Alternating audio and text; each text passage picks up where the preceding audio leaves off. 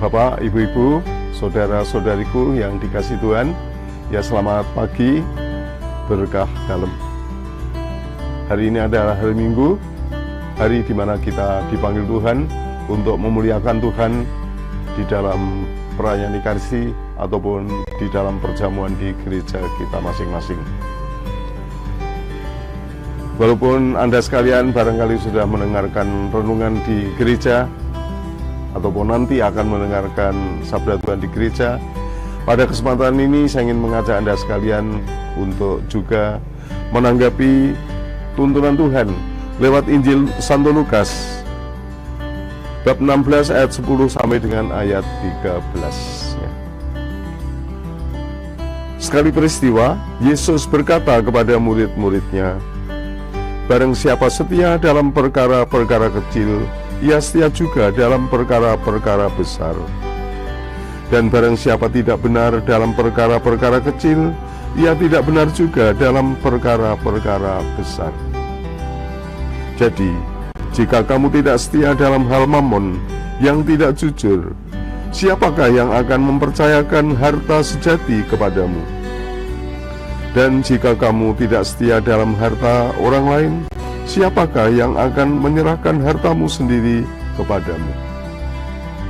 Seorang hamba tidak dapat mengabdi kepada dua tuan.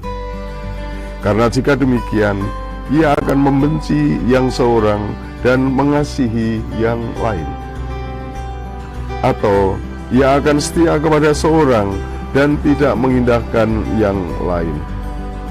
Kamu tidak dapat mengabdi kepada Allah dan kepada mamon."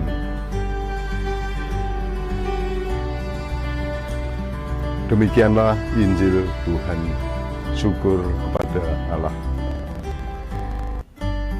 Kamu tidak dapat mengabdi kepada Allah dan kepada mamon. Ya, mamon itu keuntungan atau harta, ya, harta.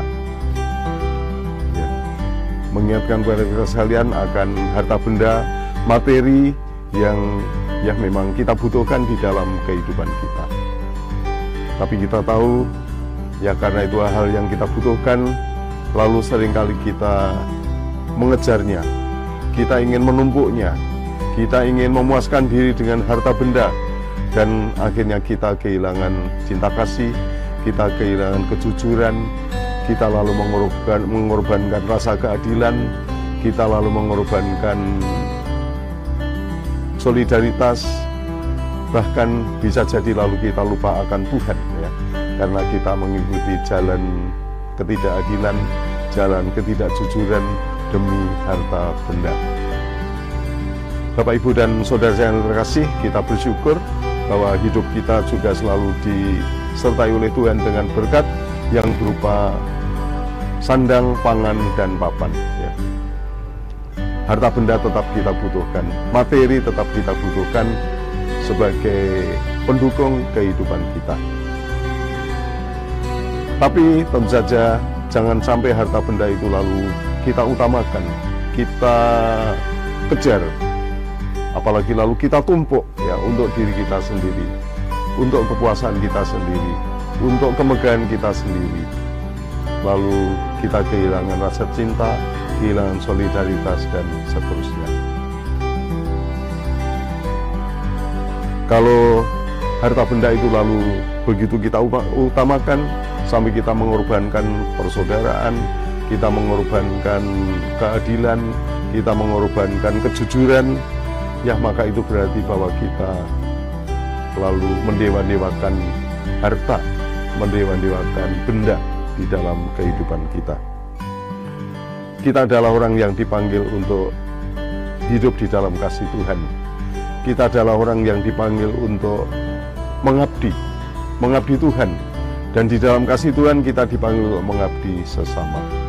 Ya, maka jelaslah bagi kita yang namanya harta benda adalah sesuatu yang memang diberikan Tuhan kepada kita untuk perkembangan diri kita sendiri, kelengkapan hidup kita sendiri, tapi juga sebagai sarana untuk apa? Untuk mengabdi, untuk melayani, untuk mencukupi keluarga, untuk membesarkan anak, tapi juga untuk membantu orang lain, untuk mengungkapkan kasih dan solidaritas kita dengan orang lain.